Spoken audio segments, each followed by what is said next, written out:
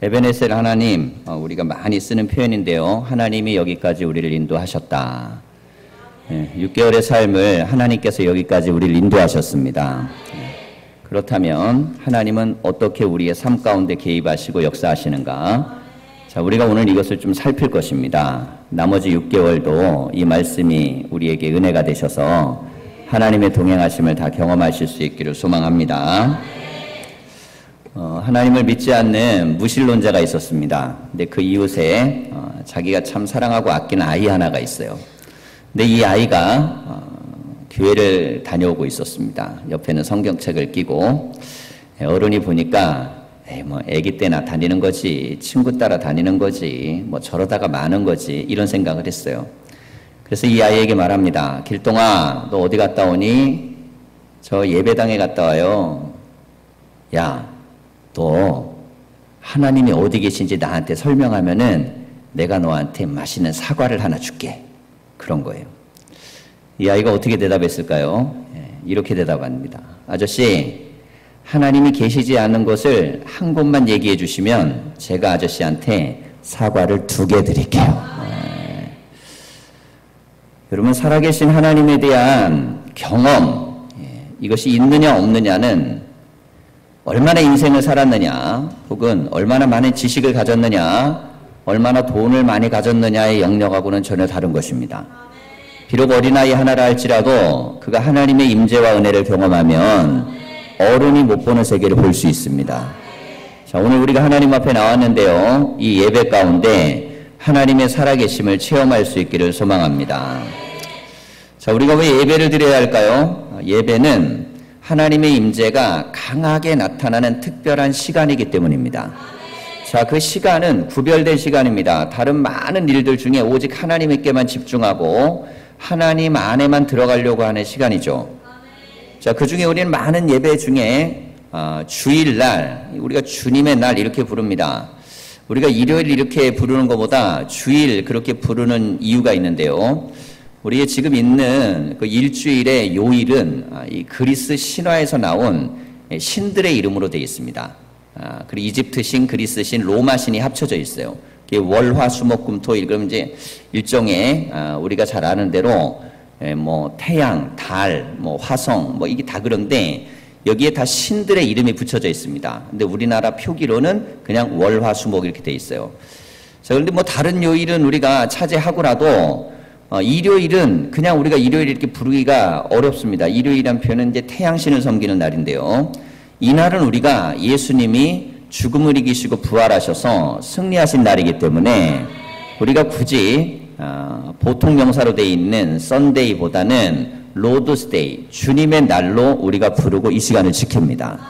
자, 시간은 똑같은데요. 그 시간을 해석하는 방식이 다른 겁니다. 이 시간은 예수님께서 사망의 권세를 이기시고 승리하신 날이라고 믿으면 이 시간은 하나님이 우리에게 승리의 날로 주십니다. 자, 이처럼 부활하신 날, 그 시간을 정해서 우리가 특별한 날에 모여서 함께 하나님 앞에 예배하는 이때 예배가 간절한 곳에 하나님의 임재는 강력하게 나타납니다. 자, 하나님은 믿음으로 보는 것이죠. 예배 때가 믿음이 가장 강합니다. 그러니 예배 때 살아계신 하나님의 역사가 가장 강하게 돼 있고 때로는 말씀을 듣다가 임재를 경험하기도 하고 어떤 이는 찬양을 듣다가 임재를 경험하기도 합니다. 어떤 이는 기도 속에서 임재를 경험하기도 하고 어떤 이는 하나님께 제물을 드리다가 하나님의 임재를 경험하기도 합니다. 자, 임재란 하나님이 살아계신데 지금 이 자리에 오시는 것을 이야기하는 것이에요. 자, 하나님이 살아계셔서 이 자리에 오심을 그거를 느끼고 아는 사람이 있습니다. 자, 이 사람은 복된 사람입니다. 하나님이 살아계셔서 예배의 자리에 오는데 이 예배의 자리에서 임재를 경험한 사람, 이 사람은 예배 자리가 아닌 곳에서도 하나님을 느낄 수 있습니다. 자, 예배 은혜를 받은 분은요, 평상에 나가서 성경을 읽습니다. 근데 성경을 읽다 하나님 은혜를 체험합니다. 자, 기도를 합니다. 기도하는데 하나님이 주신 감동을 경험해요. 찬양을 부르면 자기 안에 영적인 역사를 막 느낍니다. 예배 자리가 아닌데도 그 영향력이 꺼지질 않는 거예요. 예배의 임재를 경험한 사람은 예배가 아닌 곳에서도 하나님의 은혜를 사모하면 받을 수가 있습니다. 자, 이거보다 훨씬 강력한 사람이 있는데요.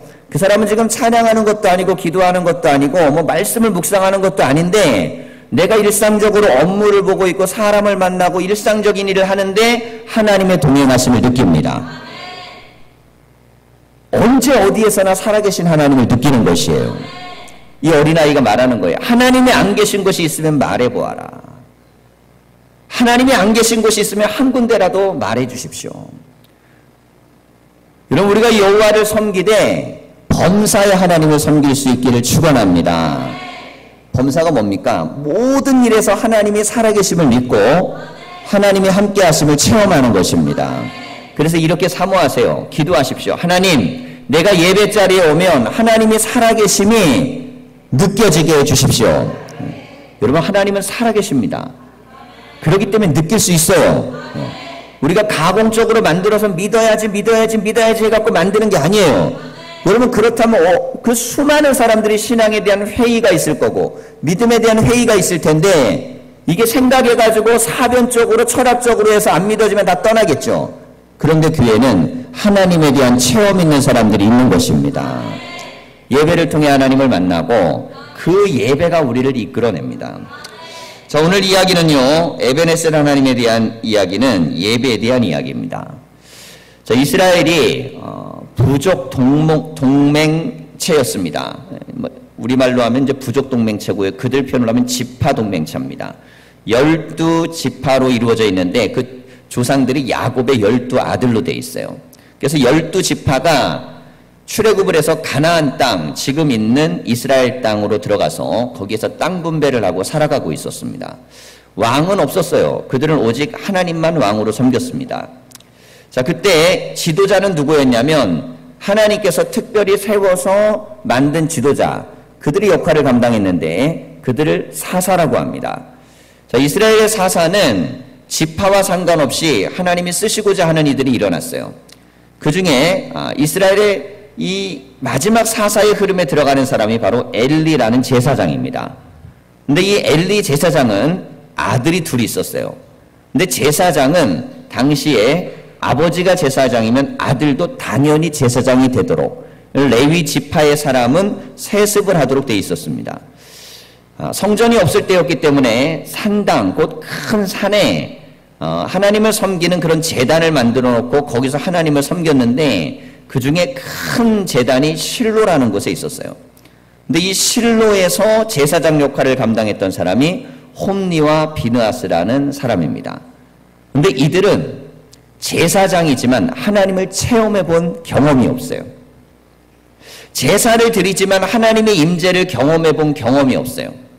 그래서 그들은 하나님이 만든 제사법들을 함부로 어기고 그래서 그것들을 막 문란하게 하고 타락하고 악하게 만들어 버렸습니다.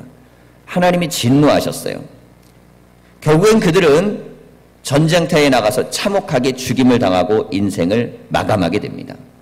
그 시기에 등장한 인물이 바로 누구냐면 이 사무엘이라는 지도자입니다.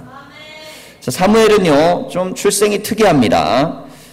그의 아버지와 어머니가 일부 다체제 사이였는데, 뭐 이제 부인이 둘 있는 가정에 이 한나라는 어머니 밑에서 태어났어요. 근데 이 한나는 자식이 없었습니다. 근데 너무너무 무시를 당하는 거예요. 자기 속으로도 속이 상했지만 남들에게도 그렇게 당한다고 느끼니까 견딜 수 없는 마음에 하나님의 제단에 가서 기도합니다. 하나님, 제가 너무 억울하고 힘들고 어렵습니다. 자, 그렇게 기도하면서 하나님께 이렇게 약속을 해요. 만일 하나님이 저에게 아들을 주시면 그 아들을 하나님 앞에 드리고 이 아이가 평생 하나님만 섬기는 아들이 되도록 하겠습니다. 얼마나 아들을 갖고 싶었으면 그렇게 기도를 했겠습니까? 그런데 이 기도를 한 후에 그곳에 있던 엘리 제사장이 이 여인이 보니까요, 뭐 울먹울먹하면서 기도하는데 마치 술 취한 것처럼 하는 거예요. 너 왜 낮술에 취했냐? 그랬더니 제가 술 취한 게 아니고 마음이 너무 원통해서 하나님 앞에 기도를 하고 있습니다. 이 원통하고 분통한 이야기를 하나하나 토해냈습니다. 그때 엘리가 이렇게 얘기해요. 걱정하지 마라. 하나님이 너의 기도를 들으실 것이다. 엘리는 대단한 영적인 지도자가 아닙니다. 그거 뭐 말씀이 대단하거나 능력이 있거나 기도응답이 강력한 사람이 아니에요. 그럼에도 불구하고 이 한나는 엘리의 선포를 믿었습니다. 하나님이 만드신 제도와 규례와 법도 속에 세우신 제사장의 입에서 나오는 말씀을 하나님의 음성으로 받아들였어요. 그리고 집에 돌아가는데 마음이 편안해지는 거예요. 이 편안함 가운데 아이를 낳게 됐는데 이 아이가 바로 사무엘입니다. 젖된 후에 얼마 정도 키운 후에요, 아이를 갖다가 이 실로의 엘리에게 맡깁니다. 그런데 당신은요, 영적으로 이렇게 대단한 시절도 아니고 제사장도 훌륭하지 않고 홈리와 비느하스는 타락한 제사장입니다. 그런 곳에 갖다 맡겨놓으면 야, 이거 이러다가 인생 잘못 배우는 거 아니야? 이렇게 하다 삶을 망치는 거 아니야? 저 사람들하고 어울리다가 뭐 인생에 문제가 되는 거 아니야? 충분히 그렇게 생각할 수 있었어요. 그런데 한나는 하나님의 약속을 믿었습니다. 아, 내가 기도했으니 하나님 응답 줬고 나도 약속을 지켜야지. 그러면서 하나님께 약속을 지키기 위해 아이를 엘리에게 맡깁니다. 홈리와 비느하스는 하나님 음성을 평생 듣지 못하고요, 그는 제사장이 되고 어른이 되고 결혼하고 자식까지 낳았음에도 불구하고 하나님의 임재를 한 번도 체험하지 못했습니다. 그런데 아이 사무엘은 어렸을 때 하나님의 음성을 듣습니다. 하나님이 부르세요. 하나님이 부르시고 그에게 말씀하십니다. 자, 신앙생활을 하다 보면요, 간혹 그런 체험들을 하는 분들이 있습니다. 하나님의 음성을 직접 듣는 분도 있고요, 꿈속에서 하나님이 내가 한 번도 보지 못한 말씀을 주시는 경험도 있고, 어떤 분들은 한 번도 보지 못한 장면을 하나님이 보여주시는 분들도 있습니다. 자, 그렇게 보여주시는 이유가 있습니다. 하나님의 살아계심을 분명하게 알려주시기 위함이에요. 자, 그런데 사모함이 있는 자들에게 역사가 일어납니다. 근데 나는 사모하지 않는데 그걸 경험하는 특이한 사람들이 있습니다. 나는 보기를 구하고 듣기를 구하지 않았는데 그런 역사가 일어나요. 그것은 나를 위하여 기도하는 자들이 있기 때문입니다. 여러분, 어쨌든 하나님을 만나려면 내가 갈망을 하든 주변이 갈망을 하든 믿음으로 하나님께 나아가야 되는데, 이 사무엘은 어린 나이에요, 하나님의 음성을 듣게 해달라고 기도하지 않았습니다. 그러나 그의 어머니는 기도했던 것이에요. 아이는 하나님의 음성을 어렸을 때 듣습니다. 그리고 이 나라의 운명이 어떻게 될지, 이 엘리 집안이 어떻게 될지, 국군이 어떻게 기울어질지에 대한 것들을 하나님의 음성을 듣습니다. 그리고 정말 놀랍게도 그대로 이루어집니다. 여러분, 하나님은 살아계셔서 역사 속에 섭리하고 계신 겁니다. 홈리와 비느하스는 결국 전쟁에서 죽고 참혹한 패배로 가문이 무너지게 되는 중요한 전투, 이게 아벡 전투라고 하는데요, 이스라엘이 아벡에 진을 치고 그리고 블레셋의 군대가 쳐들어옵니다. 하나님이 함께 하시면 이긴다는 믿음이 그들 안에 있어요. 근데 전투를 한 첫 번째 전투에서 그들이 4,000명이나 전사를 합니다. 엄청난 전사죠. 총으로 싸우지 않고 칼로 싸웠을 때 4,000명은요, 오늘날 뭐 4만 명 이상의 전사자라고 보시면 됩니다. 자, 그 후에 두 번째 전투를 치를 때는요, 야, 우리가 왜 졌을까? 우리가 하나님의 함께 하심이 너무 약했나 보다. 그러니 출애굽에서 우리를 이때까지 인도해서 하나님이 우리를 지키시다는 징표가 되는 언약궤. 자, 이 언약궤는 하나님께서 이스라엘 백성과 함께 하신다는 걸 보여지는 그런 징표가 되는, 말하자면 궤입니다. 궤. 예, 나무로 만든 뭐 거기에다가 또 뭐를 여러 가지를 입힌 궤예요. 그 안에 여러 가지를 넣어놨습니다. 근데 하나님이 우리와 함께 하신 징표예요. 자, 이걸 들고 있으면 요단강도 갈라졌고 여리고성도 무너졌고, 이것이 함께할 때 놀라운 역사가 일어났어요. 자, 그래서 이스라엘 장로들이 이렇게 얘기합니다. 그걸 가지고 전쟁에 오면 우리가 이길 수 있다. 우리 조상들은 그래서 이겼다. 자, 그리고 이 언약궤를 전쟁터로 가지고 옵니다. 그런데 이 전쟁에서 3만 명이나 죽음을 당하고 맙니다. 여기에서 우리는 중요한 걸 한 가지 보셔야 됩니다. 왜 우리는 예배당에 나오는데 성공하지 못할까? 여러분, 성공이라는 게 곧 세속적인 걸 얘기하는 게 아닙니다. 성공이란 하나님이 함께 하셔서 이기는 걸 얘기하는 거예요. 그것은 사람마다 다 다를 수 있습니다. 그러나 여러분, 적어도 내가 예수를 믿으면 내 인생은 성공적이었다고 간증할 수 있어야 돼요. 사도 바울을 보십시오. 그는요, 예수 믿다가요, 감옥에 갇히고 매 맞고 돌 맞고 침배침 당하고 결국엔 로마에 올라가서 잔인하게 학살당해 죽습니다. 그런데 자기의 인생은 성공한 인생이라고 얘기해요. 그러면 성공이란 세속적으로 얼마나 성공하느냐가 아니고 하나님 안에서 내가 성공을 느껴내는 것입니다. 자, 예배당에 있고 교회를 다니는데도 이걸 느끼지 못한다면 뭔가 문제가 있는 것입니다. 내가 인생을 살아가는데 계속 미끄러지고 안 되고 안 풀리고 잘못돼요. 뭔가 문제가 있는 것입니다. 그러면 이렇게들 얘기할 수 있어요. 예수 믿는다고 다 잘 되는 거 아니잖아. 여러분 이렇게 피해가시면 안 됩니다. 예수 믿으면 다 잘 돼야 돼요. 그런데 잘 되는 기준은 다릅니다. 기준이 세속적이냐 아니면 영적이냐가 다른 것이에요. 여러분 우리가 내 영이 내 마음이 내 심령이 압니다. 신앙생활하면 내가 성공하고 있는지 아닌지를 알고 있어요. 그러니 핑계대면 안 돼요. 예수 믿는다고 다 잘 되는 건 아니잖아. 이런 겉모양은 어떨지라도 영혼은 하나님 믿으면 잘 되는 것에 대한 확신이 내 안에 있어야 됩니다. 그 증거가 분명해야 돼요. 자, 이스라엘이 언약궤가 오면 이길 줄 알았는데 무려 3만 명이나 전사한 이후에 그들이 깨닫습니다. 야, 이게 블레셋은 도저히 우리가 이길 수 있는 게 아니구나. 당시의 전쟁은요, 신들의 대리전입니다. 그러니까 신을 섬기는 민족이 싸워서 어디가 이기냐가 더 센 신을 결정하는 거예요. 그 블레셋의 다곤신과 이스라엘의 여호와 신이 싸웠는데 다곤이 이긴 겁니다. 그리고 여호와의 법궤를 빼앗겨요. 그리고 적진에 들어가서 다곤 신상 밑에 법궤는 괴다 보니까 낮잖아요, 위치가. 이게 다곤 신상 높습니다. 말하자면 다곤 신상 발 밑에 깔리는 거예요. 전쟁은 인간이 졌는데 하나님의 패배가 되어버렸습니다. 그런데 그 신전에서 놀라운 일이 일어납니다.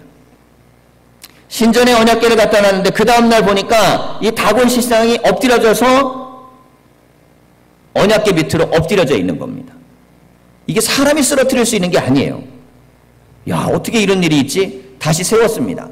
근데 그 다음날 이것이 엎드려졌는데 목이 잘리고 팔이 잘리고 이 우상이 깨져나간 거예요. 그제서야 그들이 압니다. 아, 이스라엘의 신은 이스라엘은 약하지만 이스라엘의 신은 약한 것이 아니구나. 이스라엘이 패배한 거지만 이스라엘의 신이 패배한 건 아니구나. 그래서 이 언약궤를 돌려보냅니다. 이스라엘 땅으로 돌아와요. 여러분, 하나님이 무능하지 않습니다. 우리가 못하는 것뿐이에요. 하나님이 이루지 않는 것이 아닙니다. 우리가 못하고 있는 것입니다. 자, 그럼 우리의 인생에 있어서 우리가 우리 스스로를 들여다봐야 됩니다. 우리의 삶의 진정한 문제는 어디에 있는가? 어떻게 하면 삶의 문제를 우리가 헤쳐나갈 수 있는가? 여러분, 하나님은 복의 근원입니다. 복이란 잘 된다는 뜻이에요. 그러면 우리 인생에 뭔가 하나님이 함께 하셔서 잘 되는 증거가 눈으로 확연하게 드러나야 됩니다. 내 마음의 확신이 일어나야 돼요. 어디에서 문제가 있었을까요? 홈리와 비느하스 제사장도 있었습니다. 그리고 언약궤도 갖고 왔습니다. 하나님이 주신 상징물도 있습니다. 그런데 전투에서 참혹하게 졌습니다. 그러니 여러분, 제도가 우리를 복주는 게 아닙니다. 우리가 교회라는 곳에 오기 때문에, 교회라는 장소에 앉아있기 때문에 복을 받는 게 아니에요. 그걸로만 다 잘 된다 그러면 예배당 찍고 가면 무조건 다 잘 돼야 됩니다. 다 내 안에 확신이 있어야 되고 승리를 경험해야 돼요. 여러분, 그렇지 않죠? 오늘 말씀을 보면 3차 전투 얘기가 나옵니다. 사무엘이 이스라엘의 지도자가 되고 미스바라는 지역의 백성들을 모았습니다. 그리고 이렇게 얘기해요. 너희들의 패배의 원인은 하나님이 함께 해주기를 원하면서도 회개하지 않았기 때문이다 라고 말합니다. 하나님이 우리와 함께 해주기를 원하는데 자기는 회개하지 않아요. 안 바꿉니다. 나는 바꾸지 않고 변화되지 않고 끊어내지 않고 새로워지지 않으면서 하나님이 나를 이기게 해주시기를 원하는 거예요. 여러분, 하나님은 손 대실 수가 없어요. 언제까지? 완전히 망할 때까지. 자, 우리가 이 말씀을 통해 갖게 되는 첫 번째 교훈입니다. 망하는 것이 축복일 때가 있습니다. 망하는 게 축복일 때가 있어요. 어설프게 되는 것보다 차라리 망하는 게 나을 때가 있습니다. 이게 어설프면요, 미련을 못 버려요. 될똥말똥 그러면, 야, 이거 내가 믿음 좀 내려놓고 내가 여기다가 전심을 다 해볼까? 그런데 될 듯 안 될 듯, 될 듯 안 될 듯 그래요.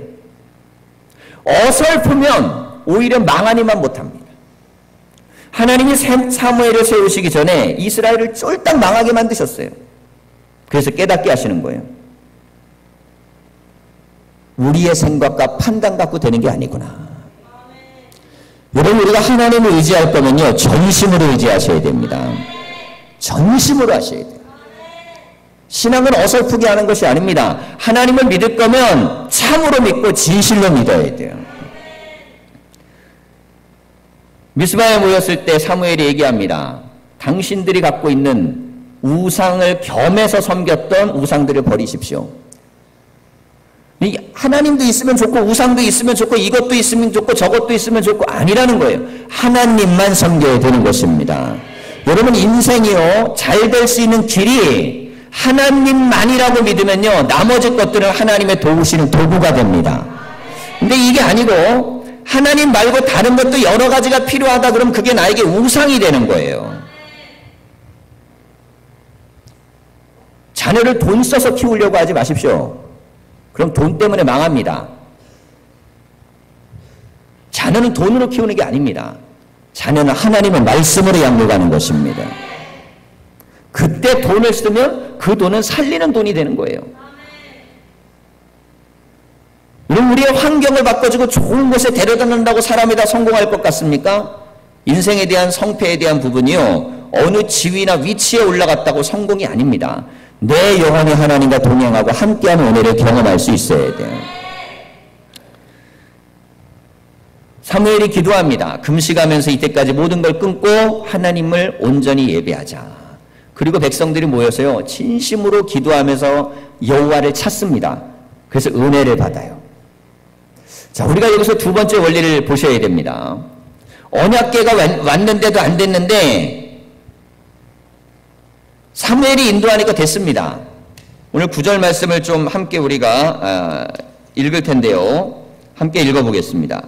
사무엘이 젖 먹는 어린 양 하나를 가져다가 온전한 번제를 여호와께 드리고 이스라엘을 위하여 여호와께 부르짖음에 여호와께서 응답하셨더라. 아멘. 이 대목이 중요합니다. 이때까지 이스라엘 백성이 제사를 안 드린 게 아니에요. 실로에 와서 매년 제사 드리고 이렇게 했습니다. 그런데 나라는 망했습니다. 여러분, 예배는 내가 하나님을 어떻게 대하느냐에 대한 문제입니다. 어느 수준으로 대하느냐. TV에 간혹 보면요, 대통령이 있고 주변에 막 참모들이 있고 사람들이 있잖아요. 그러면 눈동자가 빛이 나요. 한마디 한마디 하는 것에 막 빛이 납니다. 얼굴 표정도 막 몰입이 됩니다. 왜 그런 줄 아세요? 대상에 대한 격입니다. 격. 그 순간에 볼펜 돌리고 있고, 딴짓하고 있고, 눈 감고 있고, 이런 거 할 수 있겠습니까? 북한에서는 엄청난 일이 있었잖아요. 고모부가 조카가 말할 때 몸짓 제대로가 안 하고 있다고 끌려가고 죽었잖아요. 우리 민주주의 사회에서는 상상할 수 없는 일이지만, 여러분, 그러니까 내 조카가 지도자지만 너는 그거밖에 안 되라는 느낌을 전달을 해준 거예요. 그런데 이거를 공개적으로 모든 언론을 통해 방영이 돼버린 겁니다. 그런데 그 전체주의 사회에서 우리 지도자가 이렇게 무시당하는 걸 눈으로 봐봐요. 용납이 되겠어요? 핏줄이라도 죽여버린 거예요. 여러분, 세상이라는 것이요, 인간 세상도 그런 것입니다. 상대가 누구냐에 대한 반응, 이게 곧 그 사람이 상대에 대해 갖고 있는 자세, 이 태도죠. 사람을 대할 때도 하물며 그렇습니다. 그런데 우리가 하나님 앞에 나왔을 땐 정말 하나님이 이 자리에 살아계신다고 믿으시면 여러분, 하나님에 대한 내 자세가 중요합니다. 자, 예배를 한번 생각을 해보십시오. 주일날 우리가 예배를 나옵니다. 예배는 보러 오는 게 아니라 드리러 오는 것입니다. 자, 그러려면 예배를 드리러 올 때 우리가 이 예배를 어느 수준까지 생각하느냐가 중요해요. 자, 운동선수가 있습니다. 운동선수가 운동을 하는데 동네 축구장에서 운동을 해요. 자, 그거 하고 또 이제 정식적으로 뭐 프로 경기든 해가지고 거기서 합니다. 근데 내가 월드컵에 출전하는 선수가 됐어요. 똑같은 선수라도 임할 때가 같겠습니까? 다르겠습니까? 다릅니다. 축구장에서 동네에서 그냥 연습할 때 하고 그냥 수백 번 치를 경기에서 한두 번 그냥 이기면 져도 되는 경기하고 국제적인 경기에서 한 번이 모든 걸 결정하는 경기하고 그가 있는 자리가 다르죠. 그럼 뭐가 달라지면 태도가 달라집니다. 임하는 자세가 달라져요. 가장 중요한 게 뭐냐면 컨디션 조절입니다. 수영하는 선수들이요, 수영에 뛰어들 때 0.01초를 앞당기기 위해서 뛰어듭니다. 그때 귀에다가 다 쓰고 있죠. 어떻게든 마음을 진정시키고 내가 이 출발할 때 모든 것에 대한 집중력을 극도로 끌어올리기 위한 그런 것들을 만들기 위해서 컨디션을 조절하고 마음을 조절하고 심령을 조절하기에 최선을 다합니다. 왜냐하면 그 자리에 대한 그 자리가 얼마나 나에게 중요한 자리인지를 알아요. 여러분이 인간 세상에서 성공하려고 그래도요, 다 그런 식으로 합니다. 그런데 우리가 하나님 앞에 나온다는 것이 정말 살아계신 하나님을 믿는다면 여러분 우리는 하나님 앞에 나오기 전에 우리의 모든 컨디션을 조절해 놓으셔야 됩니다. 그러니까 예배 자리에 나올 때가 일주일 중에 내 몸 상태가 가장 좋게 만들어 놓으셔야 돼요. 예배 자리에 나올 때 몸 상태를요, 최상을 만들어 놓으셔야 됩니다. 예배 자리에 나올 때 내 마음 상태를 최고의 상태로 만들어 놓으셔야 돼요. 왜 그럴까요? 사람 중에 귀한 분 한 분을 만나러 갈 때도요, 우린 굉장히 신경 쓰고 그 시간, 그 장소, 그 만남에 대해서 최선을 다해 준비합니다. 평상시보다 머리도 한 번 더 보고 옷도 한 번 더 보고 말투도 한 번 점검하고 한 번이라도 더 합니다. 왜? 그 자리와 그 만남의 대상에 대한 그 격이 있기 때문이에요. 그때 뭔가가 이루어지는 거예요. 여러분 우리가 하나님 앞에 나왔을 때 이 예배를 멸시함을 받는다고 하나님이 느끼시도록 만드시면 안 됩니다. 하나님이 왜 홈리와 비누아스를 무너뜨렸느냐? 그들은 하나님의 예배를 멸시했다 그랬어요. 그리고 그 영향력을 남에게 보여준 거예요. 여러분 우리가 신앙으로 믿음으로 하나님 앞에 나왔을 때는 이 자리는 그냥 연설 들으러 오는 자리가 아닙니다. 훌륭하고 대단한 연설들은 어마어마하게 많습니다. 나에게 필요한 강연을 들으려면 유튜브를 보시는 게 나은 거예요. 우리가 오늘 이 자리에 왔을 때는 온전한 예배를 하나님께 드리기 위해 온 것입니다. 온전한 예배죠. 온전한 예배를 사무엘 한 사람이 드렸더니 수천 명이나 죽어나가고 수만 명이나 죽어져 나갔던 이스라엘이 회복되기 시작했습니다. 예배가 얼마나 중요한지를 아셔야 돼요. 하나님 앞에 드리는 이 한 번의 예배는 나라와 국가와 운명도 바꿨던 예배입니다. 오늘 우리가 하나님 앞에 나올 때 우리의 마음의 자세가 어땠는지를 보십시오. 난 준비된 마음으로 왔는가? 난 기대된 마음으로 왔는가? 난 하나님께 드리는 마음으로 왔는가? 그게 하나님을 인정하는 수준인 것입니다. 여러분 하나님이 살아계심을 믿는다면 안 믿으면 괜찮아요. 난 안 믿는데 예배당 와 있어. 그건 존경받아야 돼요. 박수 받아야 됩니다. 난 하나님을 솔직히 안 믿는데 그냥 예배당에 와 있어. 야, 그럼 훌륭한 거죠. 안 믿는데도 와서 앉아있으면 대단한 거예요. 그런데 믿는데 하나님의 살아계심을 아는데 하나님을 동네 꼬마 수준만큼도 못하게 여기시면 안 됩니다. 하나님 앞에 내가 예배자로 설 때는요, 그 예배에 대한 영적인 진정한 마음에 대한 하나님의 임재와 사모함에 대한 갈망이 우리 가운데 있으셔야 돼요. 사무엘이 바로 이 제사를 드렸더니 이 제사로 말미암아 하나님께서 이스라엘을 이기게 하신 것입니다. 여러분 오늘 우리가 하나님 앞에 나아가시는데 삶의 승리는요 결국 예배의 승리와 연관되어 있습니다. 여러분 인생의 문제가요 내가 머릿속으로 열심히 밤새도록 고민하고 죽도록 이렇게 판단하고 돌아다니고 사람 만나고 막 그런다고 해결될까요? 그런데 그런 걸 통해서 해결되는 경험을 너무 많이 하면요 인생은 쪼그라드는 겁니다. 왜냐하면 하나님 앞에 예배하는 거 아닌 다른 방법으로 자꾸 성공을 해보세요. 야, 요렇게 해도 되는 거네. 굳이 하나님 의지하지 않아도 되네. 하나님 말씀 없이도 되네. 여러분 이게 우리에게 좋은 게 아닙니다. 하나님을 의지해서 이루어지는 걸 체험하실 수 있어야 돼요. 그럴 때 만남도 하나님의 축복이구나. 내가 하는 일도 하나님의 힘의 주심이구나. 여러분 그래서요 하나님의 역사를 출발점으로 해서 인생을 살아가는 사람과 하나님하고 세상 와서 그냥 적당하게 배분해 갖고 사는 인생은 다른 거예요. 그래서 부분적으로 하나님 인정하지 마십시오. 내가 좋아할 때, 내가 원할 때, 내가 뭐 잘할 때, 교회 일 내가 뭐 할 때는 하나님 인정되고 나머지는 안 되고. 여러분, 하나님이 나 맞추라고 존재하는 분이 아닙니다. 하나님은 언제나 어디에서나 동일하게 높임을 받으셔야 돼요. 내 상태와 무관하게 하나님은 존귀하시고 하나님은 우리에게 역사하실 하나님이 되셔야 됩니다. 자, 그 믿음 가운데 사무엘의 이 믿음이 하나님의 역사를 만들어냈습니다. 오늘 우리가 예배의 자리에 왔습니다. 여러분, 인생을 진정한 성공자가 되길 원하시면 예배의 성공자가 되려고 노력해 보십시오. 마음도 몸도 생각도 하나님 앞에 이 거룩한 주일에 드리는 이 특별한 예배에 하나님이 나와 함께 하시기를 간절히 사모하십시오. 그래서 어디 갔다가 그냥 잠시 쇼핑하다 돌아오는 것처럼 하지 마시고, 여러분, 하나님이 무슨 물건이 아니지 않습니까? 가가지고 그냥 둘러보다가 오는 것이 아니에요. 하나님은 생명을 구원하시기 위해 십자가의 독생자를 주셨고 오늘도 우리에게 은혜를 주시기에 이 자리에 임재하셔서 역사하시는 겁니다. 이 믿음이 우리 가운데 들어와야 돼요. 그래서 예배를 사모하는 자는요, 그 자손이 반드시 형통하게 되어 있습니다. 그리고 그 자손에게 예배를 가리킨 부모는 성공적인 부모가 되게 되어 있습니다. 그래서 가장 성공한 부모는요, 결정적인 순간에 예배를 가리키는 부모입니다. 갈림길이 있어요. 갈림길 속에서 예배를 가리키는 거 아니야. 하나님이 먼저야. 너 조금 손해볼 것 같지? 그래도 하나님께 나아가야 돼. 너 지금 여기서 뒤처질 것 같지? 그래도 예배를 통해 하나님을 붙들어야 돼.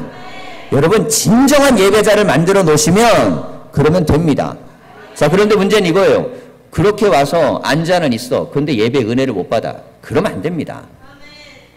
제가 드리는 말씀은 세상 거 다 포기하고 와 있는데 예배 못 드리고 꾸벅꾸벅 졸고만 있으면 안 돼요. 하나님 앞에 왔을 때에 예배자가 되도록 돼야 한다는 것입니다. 무조건 그냥 여기만 앉혀놓으면 된다는 게 아니에요. 여러분, 우리가 하나님 앞에 믿음으로 나왔을 때 훈련, 가장 중요한 훈련은요, 예배하고 하나님을 만날 수 있는 훈련을 우리가 우리의 몸에 배도록 만드는 것입니다. 사무엘 한 사람이 이 예배자가 되니까 백성 전체가 그걸 닮아가기 시작하는 것입니다. 하나님은 주일 낮 예배에 우리 가운데 살아계심을 믿으시길 바랍니다. 그리고 마지막으로 여러분, 은혜가 있어도요, 시험은 옵니다. 열심히 기도하고 예배드렸는데 적군이 쳐들어오고 이제 무너질 것 같은 상황이 와요. 여러분, 우리가 하나님 앞에 열심히 해도 시험거리는 옵니다. 그때 잘하셔야 됩니다. 시험이 올지라도 기도를 포기하지 마시고, 시험 오면요, 포기하는 사람이 있어요. 사람은 누구나 다 아킬레스건이 있습니다. 가장 약한 거 다 있습니다. 마귀는요, 은혜 받을 땐 내버려둬요. 기다립니다. 언제? 은혜 딱 끝나고 기다렸다가 가장 약한 부분을 쳐요. 그래서 이렇게 생각하게 만들어요. 너 은혜 받아도 소용없잖아. 너 예배드려도 소용없잖아. 너 별거 아니잖아. 여러분, 아닙니다. 그때 우리는 이렇게 생각해야 돼요. 아, 이것이 바로 예수님이 광야에서 당한 시험이구나. 40일 동안 그렇게 열심히 기도하고 성령 충만했는데 예수님은 40일이 지나서 그때 시험을 당하셨어요. 예수님도 당했으면 우리도 당합니다. 그래서 우리는요, 말씀으로 이걸 이기셔야 되고 기도로 이걸 뚫고 나가셔야 돼요.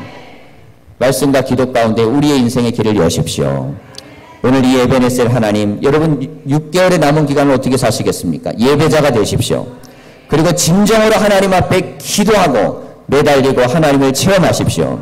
하나님은요, 반드시 이기게 하신 하나님이 되실 줄 믿습니다. 기도하겠습니다.